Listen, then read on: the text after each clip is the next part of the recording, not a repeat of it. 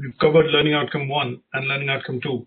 Now, this particular unit is more about understanding how businesses operate, in a global context. That means how they operate globally. Okay. So we have taken some examples of companies like Samsung. We've also taken example of companies like Hyundai and Apple. When we look at these companies, they have operations in so many different countries.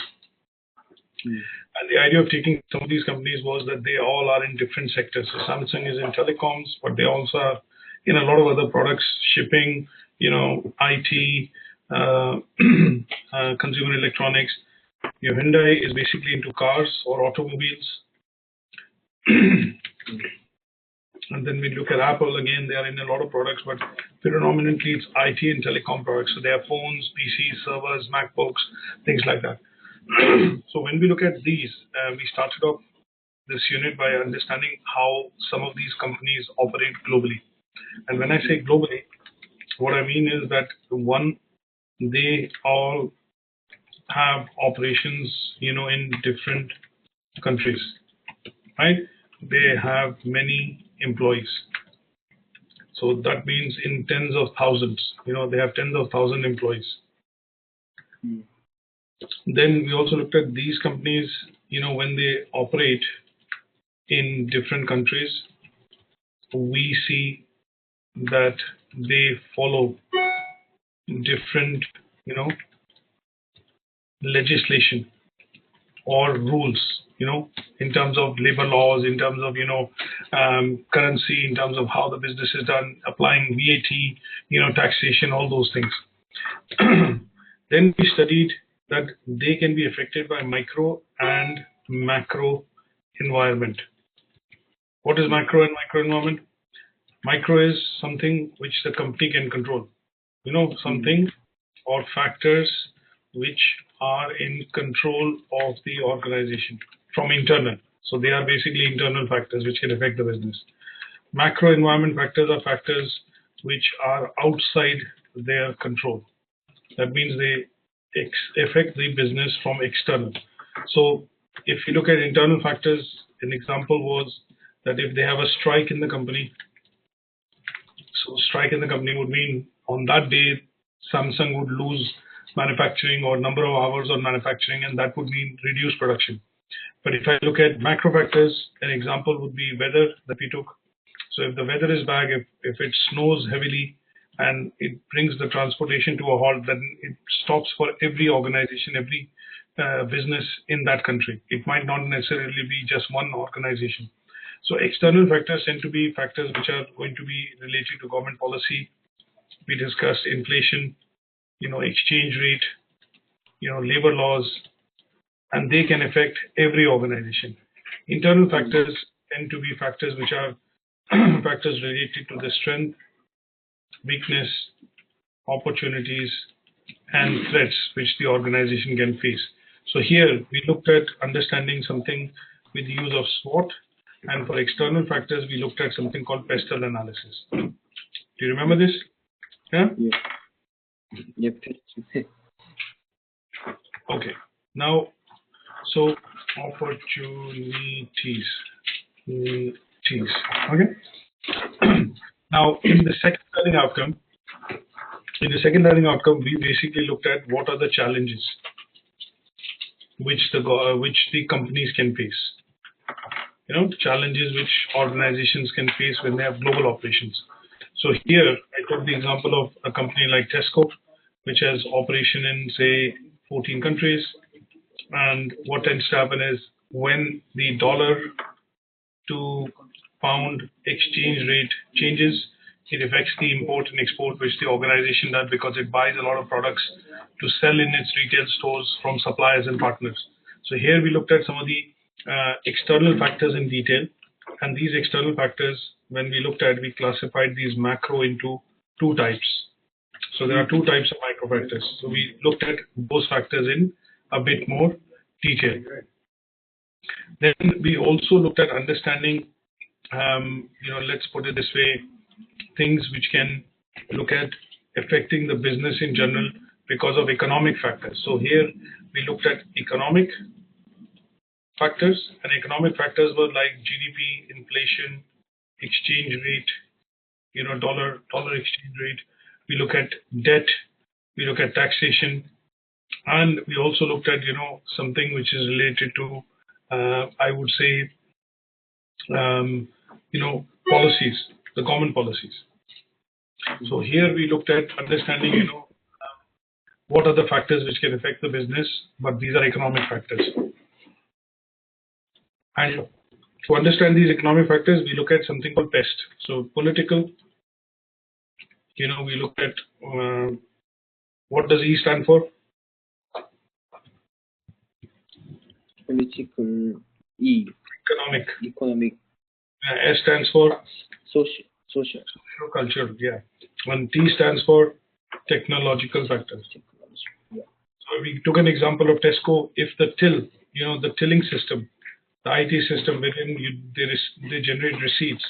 If tilling system or IT system, which is called the POS, point of sale system, is down, that means billing will stop in all the stores, and that will affect the business because customers will be stranded, transactions cannot be calculated, money cannot be taken because they don't know how much of each item is being bought by the customers, and that would bring the business to a standstill in a particular store or in a number of stores if technological factors is to affect the organization. Is that okay? Yep. Now, apart from that, we also looked at understanding, in learning outcome 2, when we went through the presentation,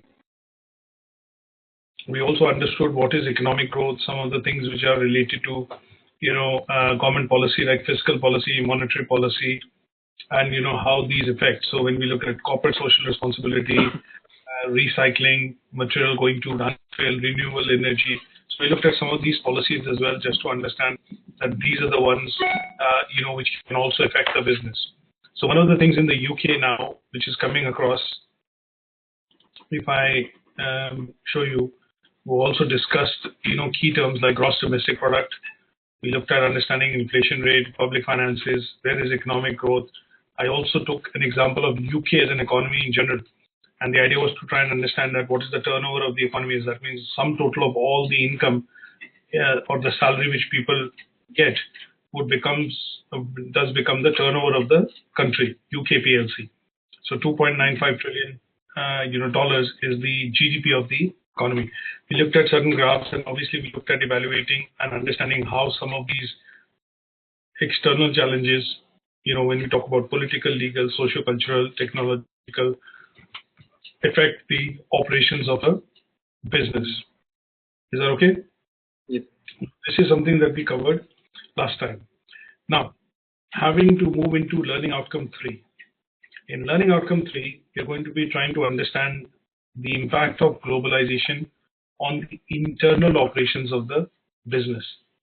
So when a company looks at expanding globally, or when they look at taking their operations from their home country to another country, and they want to expand for business, what are the factors they need to take into account which can affect the business from inside? So internally would mean from inside. Now, what I've done is I've put together a few slides, but before we get into the topic of globalization, so today we are going to talk about, if I just put it this way, we are going to talk about globalization. And in globalization, we're going to try and understand the factors which affect the business from inside, internally. Okay? But before we do that, what we want to look at is, when did the globalization actually start? When did we see some of these services being sold in different countries, or when did it actually start? So if you look at this particular table, this table talks about the actual start of globalization happened in the early 19th century. So first thing is when British came to India, they introduced railways, and they also introduced railways in the US when they occupied US as a territory. The Spanish also, and then it made possible because railways as a technology was invented, or the railway engine was invented by the British. But when they colonized a lot of countries globally, in Africa, in Asia, in Americas, they took some of their technology to those countries. So they were exporting technology, and that led to the kind of globalization of certain technologies, things like the railway sector, things like shipping, because most of the transport in those times used to happen through sea routes. So when they started this process of shipping and exporting some of the technology which was created in the UK, it led to a bit of a globalization because they were using things which were made in the UK or invented in the UK but in other countries. The second phase was 1900 to 1930. So here we look at electricity. When electricity, the bulb was invented by Edison. Electricity, and then steel production. Because of mass manufacturing, steel was exported from one country to the other. In the third phase, we look at 48 to 1970s, wherein the creation of certain blocks, which are world trading blocks, actually took place after the World War II. So when we look at some of these blocks, there were things like the GATT agreement, which happened at the end of World War II, rebuilding of economies, which started to happen in countries like Japan, in Germany, Europe, in Far East Asia. That was the third phase, because a lot of products were manufactured in one place, but also utilized and sold in other locations, because it was looking at rebuilding the economy. In the fourth phase, we look at the current phase that we look at, which is from 1980 to current, and we see a lot of different types of, things which are triggering the globalization. The triggering of the globalization is happening because of advancement in technology, in automation, in consultancy, and a lot of privatization which is happening in business. And this is driving what is called globalization across, companies, across organizations, and across countries. Okay. Okay. Now, when we want to understand, globalization, what we also want to be able to do is we need to understand how some of the factors affect, globalization. So here we are going to talk about 4 factors in general that affect, the companies when they decide to go and open operations in different countries. So these factors tend to be political, economic, technological, and social. Here I would give you an example. When you look at a company like Coca-Cola, Pepsi and Coca-Cola, when they look at expanding, into a different market, or when I say a different country, what they look at is how is the product perceived in that market? What are the government policies? Is there a rebate or some sort of a discount incentive given by the government? Because if they're going to be setting up bottling plants or, manufacturing in that country, will the government give them some incentives, tax rebates, or, some sort of soaps, as we call it, to be able to, do that setup, because you're going to bring in investment into the country. They're going to see if there's trained manpower available, availability of labor. That means people who can work within those factories, because if Pepsi and Coca-Cola are US-based companies, when they expand operations into, say, Kenya or, say, Egypt or Nigeria or India, they do not look at taking their workforce from America to these countries. Some of the key personnel, maybe the top people, vice president, directors, they go for a certain amount of time, but most of the workforce is hired from the local country.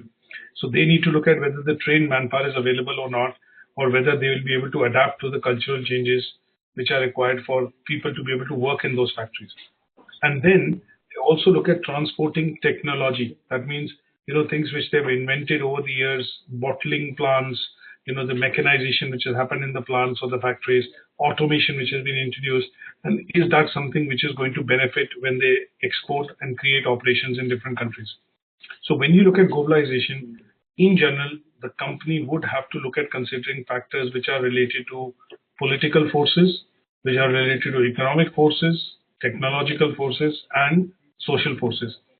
Do you think Pepsi would invest in a country wherein there is no demand for Pepsi, or there is very little competition to Pepsi? Yes. Why do you think it will happen? Do you think you will go to a country and launch? Let's give you an example. If we look at countries in the Northwest Africa region, which is the Sahara Desert, do you think companies there will launch Sahara Desert? Countries which have deserts. Yeah. So do you think in those countries you will see what kind of companies going in and launching products? They will look at, because most of them, say for example, are countries which are, they believe in Muslim or Islamic religion. So do you think wine companies would prefer to sell their products in those countries where wine is not allowed as per religion, cultural, differences? What do you think? Yeah. Yeah. So I sometimes think, yeah. I go think ahead. it depends on their environment. So, That is correct. So that would depend on the environment. So here, what is that specific environment which will be looked at? Will it be political, economic, technological, or socio-cultural? mm, Which environment would be? Which factor that would be? social, Absolutely. economic. No, socio-cultural. You're right on that. Why Social. socio-cultural is because Yeah. the culture of people, when the company launches product in a country, you try and study the culture also of the people. What is their demand? What is their preference? What are their beliefs? What culture they follow? And according to which you also look at introducing your products. So wine and alcohol related products and the sale of these products in countries wherein the majority of the population is followers of Islam does not work. So a lot of companies, when you look at beer producing companies, when you look at whiskey and scotch producing companies in the UK, they do not do extensive marketing in these locations because it's a cultural difference that drinking is not allowed in their culture. So their focus is not to enter into those markets. So when you look at companies expanding globally, they have to consider all these different factors, political factors. Is there a stable climate? Is the government supportive of multinationals coming in and setting up operations? Is there enough or good amount of repatriation of taxation possible or profits possible? All these things are looked at when a company looks at opening operation in a particular country or in a particular geography. And they consider these four forces or four factors in general, and they tend to be political, economic, technological, and social. Is that okay? Okay. Okay. Now let's look at what are the drivers of globalization. Why do you think companies want to increase business and go to different markets to sell their products? Can you think of why companies want to expand? Why do they want to look at going and selling their products in different countries? Their benefits or I don't have idea. So when you say benefits, you're partly right. When you say benefits, what you mean by benefits is that the company is looking at expanding sales. They want to increase their market share. They want to sell their products and services to more consumers. So one of the benefit which you say would be increase in customer base. The other would be increase in profit. Third could be increase in sales. Fourth could be increase in going to places wherein they are able to have cheaper operations. Sometimes you see dollar to the exchange rate of the local currency is quite high, and that allows company to outsource production or outsource certain operations which can go to cheaper places wherein for $1 they can have so many things done, for $100 they can have so many things done because the exchange rate is cheaper as compared to dollar. So when we look at potential drivers of globalization, we see competition. If you have Pepsi and Coke and they are present in the UK, they know that they can only grow the market so much because there are 66 million users who drink Pepsi or Coke. But that does not mean they can increase the business because the business is now finite. They have mapped the whole market. So there is no point in Coke spending billions of dollars on marketing campaign as compared to Pepsi spending that money because it will mean that even if they spend that money, that will not increase their business because the number of customers are quite fixed and the competitor, which is Coke, is quite strong in the market. So sometimes you will see competition drives the companies to go to expand into other countries because they feel that because of less competition, they will be able to get more business. Now, what are the other drivers? You look at cost. So when I explain the cost phenomenon of exchange rate, you will see that in the UK, sometimes companies outsource call center services to different countries in Philippines, Vietnam, India, and other places like Thailand because the cost of labor is cheap. So what they are doing is they are outsourcing some part of their operations to be managed remotely because it helps them save cost. Okay. Then we look at market. Now, when you look at market, what do we mean by market? We mean that the company is looking at expanding its presence. The company wants to get more market share. They want to get more consumers.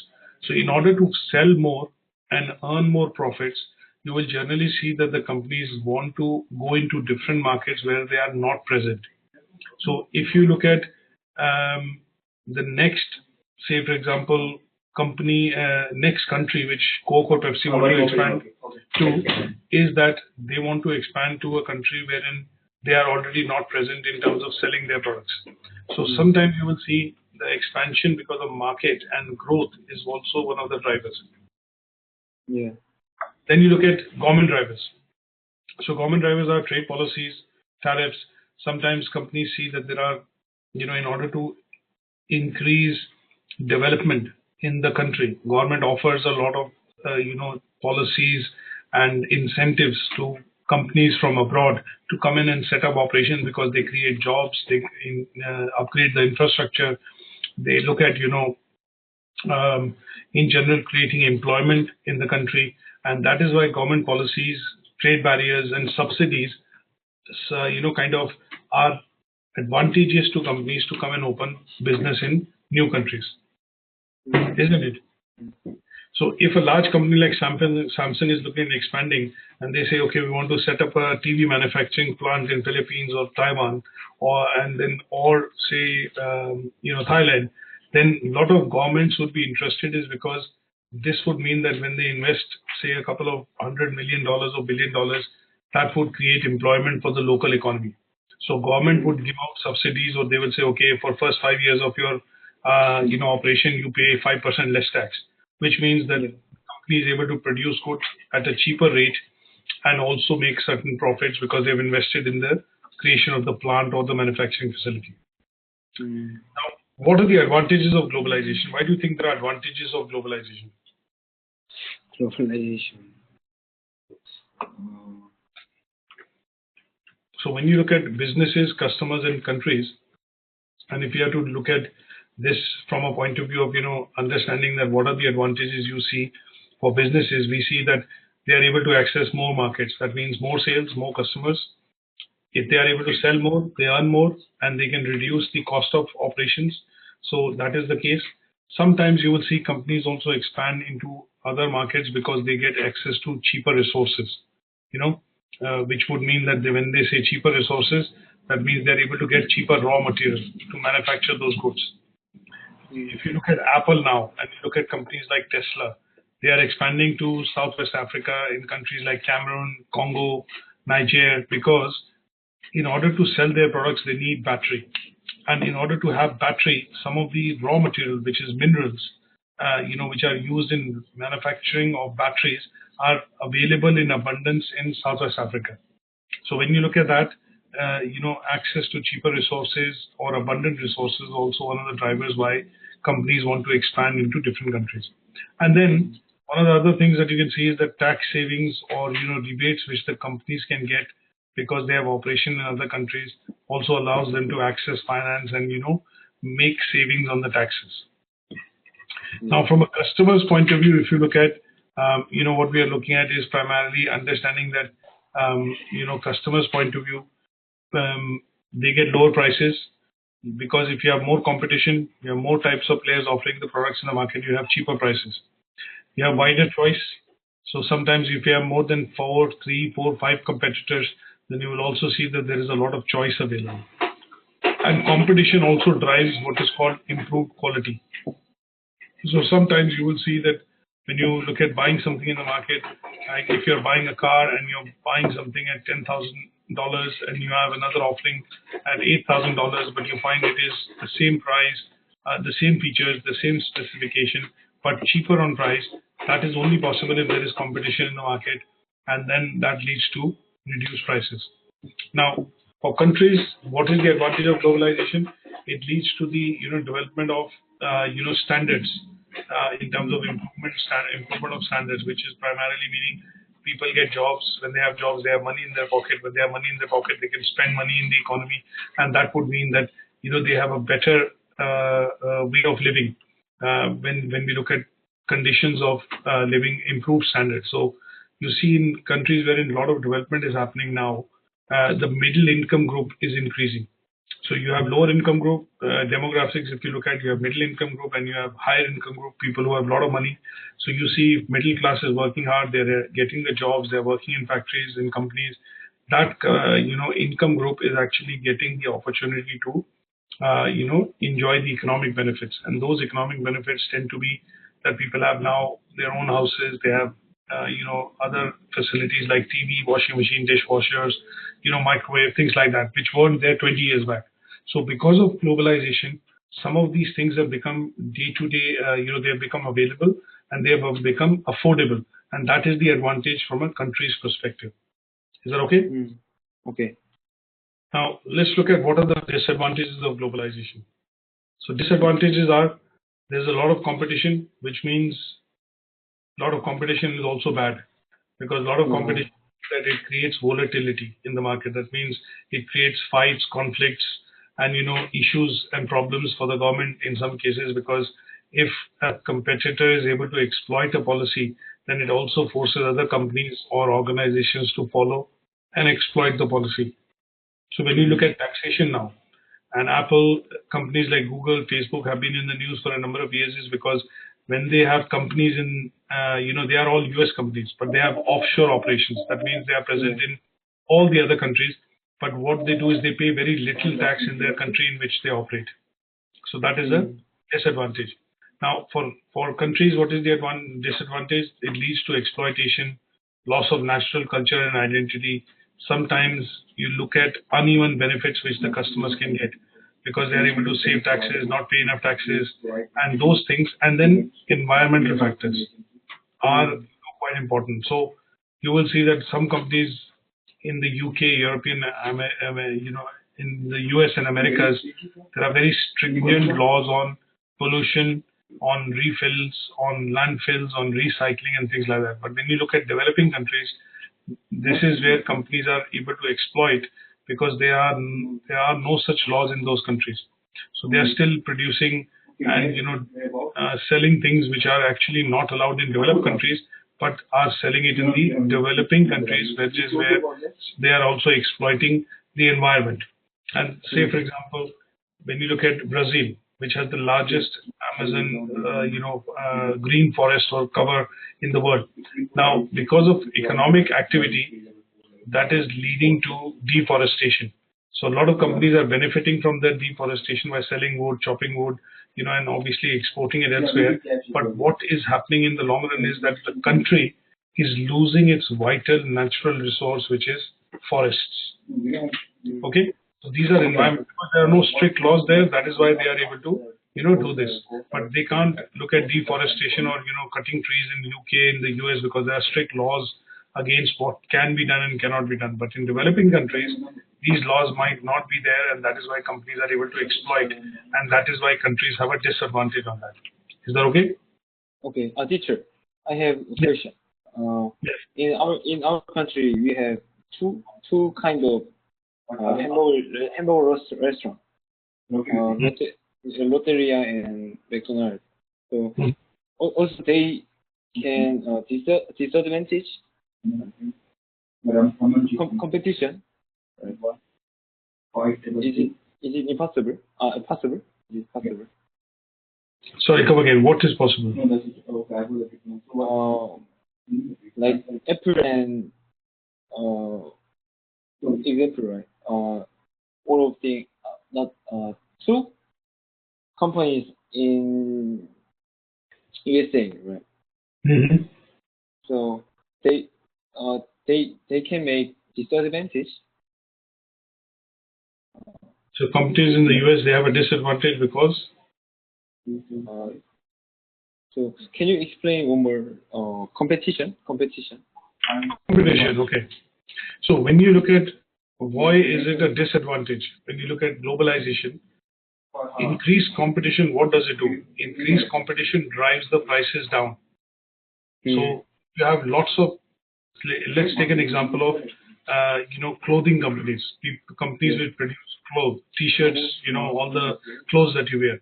Now, if there is excessive competition in the market, what will happen is that the companies who are trying to produce these goods will negotiate hard with their suppliers and partners, because they want a cheaper price. Now, when they negotiate hard with their partners who are supplying the raw material, that would mean that the farmer which is producing the crop, the cotton, for example, is not going to get adequate price for the crop that he's producing. And when the cotton is collected and goes to processing, the intermediaries will not make enough money. So what will happen is, as a result, because of the buyers, which are the companies which are buying a lot of this raw material, they will put pressure on producers who are actually producing those goods. And in a way, they will not be able to make enough money because they are wanting to sell cheaper products in the market. What does it do? This puts reverse pressure on the supply chain. So if you look at Tesco, give an example, it's a big grocery retail store chain in the UK which has operation in 14 countries. They buy a lot of apples, for example, from California. But when they buy apples from California, they also buy these apples. Who are producing these apples? The farmers in California. Now, if they buy and they want to reach a particular price point in the UK, because other competitors like Sainsbury, Asda, Walmart, they are selling at £1, they get five, they are able to sell 5 apples. Tesco also wants to sell 5. So what is going to happen is, because of competition in the market, Tesco is going to negotiate a better price from its suppliers. That would mean that the farmers or the intermediaries will start to get less profits because Tesco wants to reach a price that they want to sell in the market, which is actually equal to what the competition is selling. So increased competition drives lower prices, and lower prices would mean that at some stage, some people, some manufacturers or businesses which are in the ecosystem at the lowest level will start losing money. They will not be able to make profit. So competition, too much of competition is also bad. Okay, understand. So if you buy something in the market for $1, and $1 gets you, say, 2 oranges, but over a point in time you see another shop next to you. You're a shop owner. One shop you are selling $1 2 oranges. The shop opens next to you. They sell for $1 3 oranges, and then another shop opens down the line. They sell for $1 4 oranges. Now, what will happen is your business will go down because people, when they are buying from you, you have lots of customers who have been loyal to your shop and have been buying from you for a number of months and years. But then when they see suddenly that for $1 you are giving me 2 oranges and your shop next door is giving me 3, what the customer will do is they will go to the one which is selling 3 oranges. Yeah. For the same money, if they are getting more, why will not you buy more? And similarly, if somebody opens another shop and they start selling for $1 4 oranges, then at some stage as a customer, you will say that if I'm getting more for $1, why would I buy 3 or 2? I will buy 4, isn't it? So what is happening is this increased competition is putting the first shop and the second shop out of business. And what is the shop doing which is selling 4 oranges for $1? They are negotiating hard with their supplier to say, okay, I'm going to buy so many tons of oranges, but I need this price.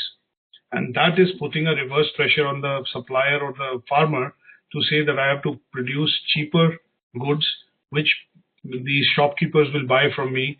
And that way, he is not going to make enough profit. So what is happening is increase of competition in the market to sustain business is leading to a downward pressure to suppliers which are supplying those goods and services. So increased competition in some cases is not good, because at some stage what will happen is the farmer will stop producing. He will say, okay, on oranges, I don't make enough money because there's a lot of competition. I will switch over to selling bananas or apples or something like that. Yeah. So what has happened is at the end of the day, the result is that supplier has actually exited that business because of competition, because that person or that farmer is not able to make enough money which can help him sustain the business. So that is why increased competition is bad. Okay? Okay. Now, this is a slide which basically shows how globalization is impacting countries. So poor countries that have globalization have seen fastest growth in wages. So if you see developed countries wherein globalization is happening, there the rate of increase of salary or your wages is the slowest. So in developing countries, you see like India, Indonesia, Philippines, Thailand, there every year people are getting 5, 6, 10% increase in wages. But if you look at countries like UK, there was a freeze on public sector pay for 3 years. There was no pay increase because the government did not have money to pay wages increase. So, because in these countries, people are not poor, they are not living below the poverty line. They are having to, they are able to make their ends meet. But when you look at this graph, what the graph is showing is that if you look at developed countries, there the rate of globalization is slow because everything is already available. In developing countries, the rate of globalization is faster because these things are now coming in for the first time into the economy. So when you look at Mercedes-Benz and BMW, these premium cars, they were already selling in Europe. But when they go to China and when they go to countries like India, they had never had access to these cars. So here the sale of Mercedes and BMW cars is higher than what they are selling in Europe or UK or Germany or Canada. Isn't it? Yeah. Yep. Let's look at what are the changes which can happen in the business environment, international business environment. Now, changes would be that sometimes you will see that these changes lead to, they are happening because of government policy. They are also happening because of, the role of, say, for example, when we look at the 4 parts that we consider: political, socio-cultural, economic, and technological. So these changes in the environment can happen because of these 4 factors. So when we look at increase in the role of government policies, which factor is affecting the business? So if you see increase in the political factors, that would mean that the role of government is actually making a difference because they are changing policies. When you look at something which is related to technology, like let's look at in countries wherein telephone lines or broadband is available, you will see that now because of competition, every company, every person wants faster broadband and better connectivity. So here, what is happening is competition is driving a change in increase of adoption of technology. That means all the suppliers which were primarily providing dial-up internet first for a number of years have now started to convert customers into fiber internet or faster internet, which is because there are other companies who are doing it. So that is a technological driver. Competition is driving technology, and each other, the competitors are also being driven because they cannot wait. If they wait and do not, provide this, then they will lose business. Correct? Right. So in the subsequent slide, what I've looked at is basically talking about what are the factors which can affect the business from international perspective, or changes which are what we've discussed. So political, technological, as you can see, I put one slide in here, and then socio-cultural and legal changes or regulation changes. Now, what do these changes do when they happen on organizations? Now, one of the changes that these changes can implement would be that sometimes the companies have to alter their strategic plans. That means if the government policy on taxation changes, if they increase the corporate tax from 20% to 22%, that would mean that the companies would start paying 2% additional corporation tax. Yeah. Correct? Okay. And this would mean that this will start affecting, either they have to increase prices to customers to get that 2% back, or they have to take a hit in their profitability by absorbing this 2% increase in the tax which the government has done. These are the only 2 ways possible. Yes? Yeah. Yes. Yeah. So if you are given, say, $100 and you have to buy something, if you're not able to buy within that $100, what you have to do, you have to buy either a little less quantity for the same amount, or what you do is you bring a bit more money to buy those so that you are able to buy the same quantity in any case. So sometimes you will see that these changes which are introduced, they affect the organization because it affects their operational plans and also their strategic plans. Now, the case in point and an example that I'll give you here is that in the UK, the VAT, value-added tax is 20%.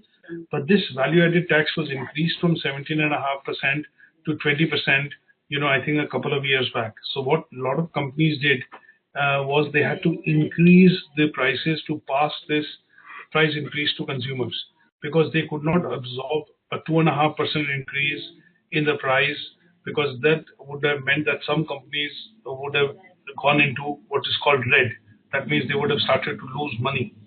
And that is where what happened is, when the government introduced this increase in value-added tax, they said they gave businesses 6 months, and they said, okay, the new value-added tax or the percentage will increase on 1st of January 2010.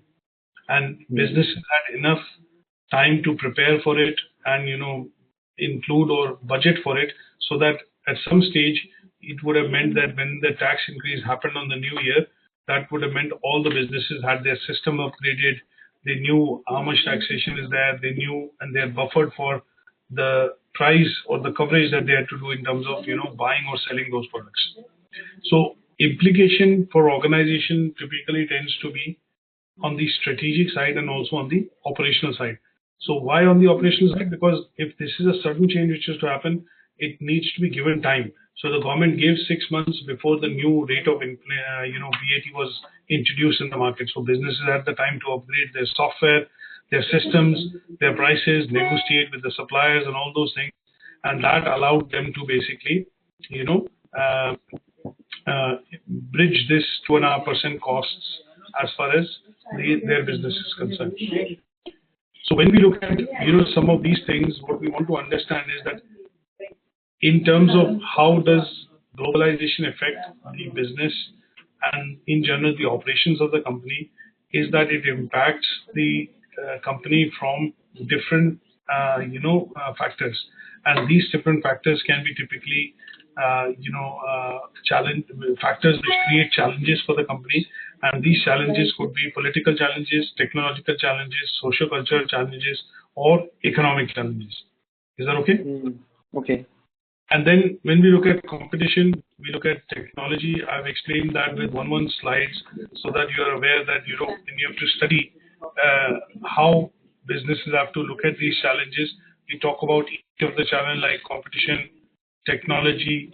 We talk about knowledge transfer, which is a part of technology, and that is where it is covering that aspect of learning as outcome one, which is assess the impact of globalization on operational management of the business organization. Now, in the second part, what we want to do is specifically understand the impact of technology. So when I look at impact of technology here, what we are looking at is specifically talking about how sometimes, and I'll give you an example here. If you see there are, if you go into a particular shop, which is a local shop in your area, you will generally see that the person always deals in cash. So he doesn't have a point of sale terminal or a till machine. So if you buy something, he'll tell you, okay, $2, something like that, and say, okay, that's the total bill. You pay the money. Now, when you go to a small supermarket, you see that in the supermarket, there's a bit of automation. So they have a trolley system. You bring everything in, you put it on the till. They scan all the barcodes, and then the price and the costing and the bill of the total shop or your basket is calculated automatically. So what happens is they scan all the items, the person at the till, and the till is able to tell them what is the total price of all the items you bought. And they also have a machine to accept your credit card, and for you to maybe able to make payment through a credit or a debit card. So after a point in time, what will happen is you will realize that the customers will start going to the local supermarket because they see an advantage there of the acceptability of money, different ways through which they can pay money, credit card, debit card, or even cash. They will see that sometimes the queues are smaller. The person, the technology makes the operations quite efficient. That means you can quickly get through the scanning of the products because machine does it. The bill gets generated and you get a proper bill which you can come back home and tally it and put it for your records. So there are lots of advantages. So when you look at that, what will happen is if the other small markets, the shops that you go to, if they have to survive and compete with the other bigger supermarket in that area, they also have to adopt some of this technology. Things like accepting credit card, payments via credit card or debit card, looking at installation of the POS machine or point of sale machine. These things have to be invested into by the little business or the shopkeepers because this will allow them to not lose customers, and they will also see that we get proper service. That means they get a proper receipt. The queuing system is not there, or obviously most of the products are quickly scanned and quite easily billed. So there are no mistakes of wrong calculations in terms of wrong money being charged and things like that. If they do not upgrade to this technology, what will happen is they will get left behind. And at some stage, these businesses can also close. Because if you don't get any customers coming to your shop to buy products, then at some stage your business is going to keep on decreasing, and then there will be a stage which will come wherein the business will actually close. Okay? So technology in this case can impact the business if they do not keep up with the pace of the technology. Then in this case, what will happen is you will see that the business will start losing a lot of money, and over a point in time, they will have to close the business because there are no customers coming, and the next door shop or the next door grocery store has all the customers going to them because of the implementation of technology, which makes scanning of the items, generation of bill and receipt, and also tallying of what money is required to be paid easier because of the use of point of sale terminal or some of the electronic weighing scales which are available at the till when the customer checks out. Okay. Now in organizations, where do we look at this? We look at, like today in a lot of organizations like Facebook, you look at Microsoft, you look at Apple, they allow people to work remotely from home. So that means as long as the work gets done, if you look at 20, 25 years back, managers wanted their employees to come to the office because the office space was cheap, the rent was not that high, and they wanted physical people in the office because there was no way, if you were on leave, if you were not well, there were no mobile phones, there were no emails, so obviously it was difficult to get in touch with you when you were on leave. But today, because of technology, things like email, broadband, phone, you are able to still get in touch with the employees at home.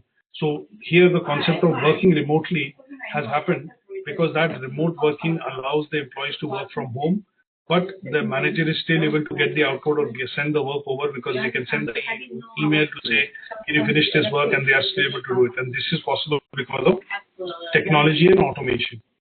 Okay? You look at ATM, you withdraw money from the ATM, correct? If you look at a couple of years back, there was nothing called ATMs. When the ATMs were introduced, you didn't need to go to the bank to withdraw money. You could withdraw money from the ATM. So automation of business processes allowed, your visits to the bank have decreased. If you ask me honestly, I have never been to the bank in last 3-4 years. Because if I need to withdraw money, I can go to the ATM. I don't need to go to the bank. And this fundamental, change in technology, which has led to automation, has also made life easier. And this is primarily because of, increase or betterment of technology, and also because of globalization. Yeah. Correct? Okay. So I've put some slides in just to explain the impact of technology. So automation, mobile technology like mobile phones. You look at, the contact that we can do, like we are delivering. Could you imagine 10 years back studying on the internet? Could you imagine that you would be studying on the internet? Yeah. In Manchester, and you're sitting in Philippines and you're studying from a teacher. Did you imagine this 10 years back? No. So as you can see, communication, internet, technology, benefits of technology are that you're able to study from somebody who's sitting in the UK, and we are still able to see and teach you and deliver the session because of the use of technology. Okay. Now, last thing that we want to look at is when companies go global, when they expand, what are the key things they look at who makes this decision? The leaders or the managers or the managing director of the company takes the decision, that because it's a very big decision, because the company has to invest a lot of money, time, effort, resources to look at increasing or expanding overseas. So when you look at that, these decisions are done by who takes these decisions? These decisions are done by managing director or somebody who is at the very senior level or the board level. Now, when you look at these decisions, when they are done, what we want to understand is that why these decisions are done, how they are done, and who makes these decisions. So when I look at, understanding, say, for example, the reasons of different, let's look at different approaches. Why would a company want to expand, and who makes that decision? So you could have decisions. Sometimes you will do decisions because it is situational. That means if all the competitors are going to different countries and expanding, then you have to follow suit. So this is situational leadership. That means if you do not follow, you'll get left behind. Then there are decisions which you make because you are trying to beat the competition. Then there are decisions that you are trying to make because it is the natural progression that the business needs to do because the market is not expanding, the number of consumers are not increasing, and in order to grow the business, the company has to expand overseas to increase their business. And some of these decisions, sometimes when you take, they are taken because of government policies, because of the changing climate, consumer preferences, and last but not the least, you also look at how these decisions help in benefiting the company. Is that okay? So Okay. if Samsung did not decide to go outside Korea, LG would have gone. So LG would have gone, they would have taken the lead. LG is now selling mobile phone, washing machine, consumer goods, televisions, and a lot of other different types of services to a lot of countries. But if Samsung had not gone, they would have lost out on this opportunity of going and selling their products abroad. Correct? Okay. In this case, sometimes you will see when companies expand, they also look at options of partnership or joint ventures. Now, in some cases, you're not certain of how the market would react, how would you fare in the market in terms of setting up a business. So in order to de-risk, what the companies also do is they create partnership or franchise operations. If you look at an example of McDonald's, now McDonald's is a US company, but all the stores which McDonald's has, they're all franchise stores. So the company does not physically own the stores. It is not the US company or the parent company which owns the stores, but they tie up with local businesses to say you will utilize our branding, you'll set up the place as per what we want, sell our products and services, we will integrate the supply chain with you, but we will take a cut of 30-40% of your profit. So that would ensure that the policies being followed, the processes being followed are exactly the same.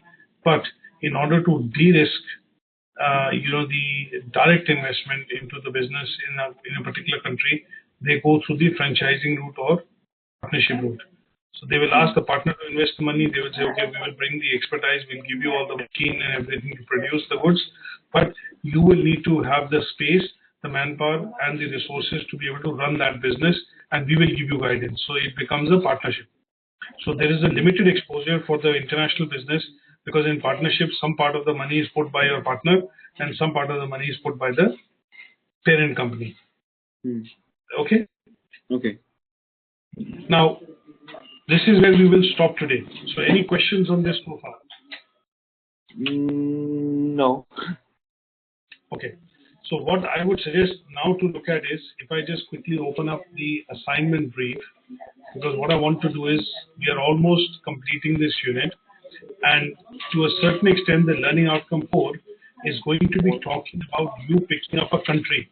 You have to pick up a country, so in your case, you could pick up Philippines, and in that country, what you have to do is, you have to pick up an organization, like a local company there, and discuss about the environmental impact that the factors have on the company.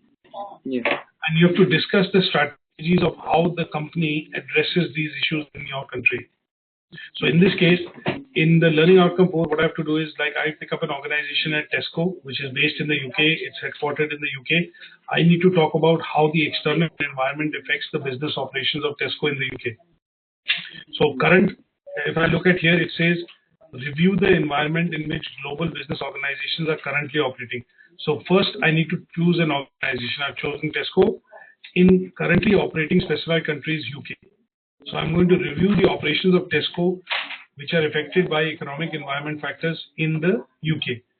Second part here talks about discuss strategies to address issues which are affecting the business activities in a country.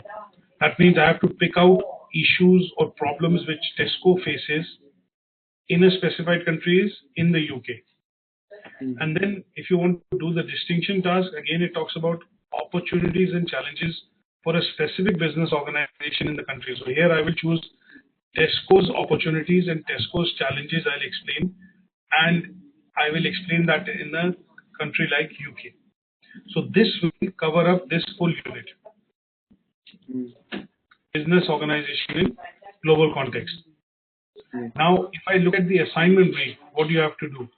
So what my suggestion is, today after this session, you need to go through some of the presentation, and once you go through the presentation, what you have to do is you have to start attempting the assignment.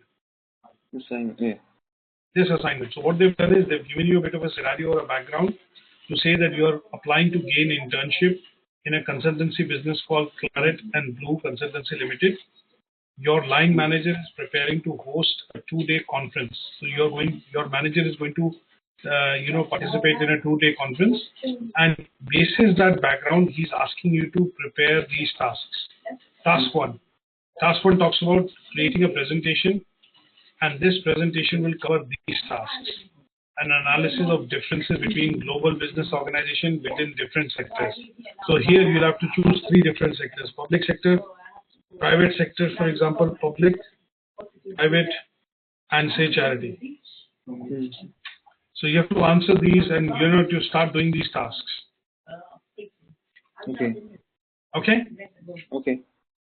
Okay. I'll leave it at that now. So I will catch up with you next week. To start a new unit, which will be a different unit than global business environment. So next week we will look at starting. Give me 1 second. So let me just close.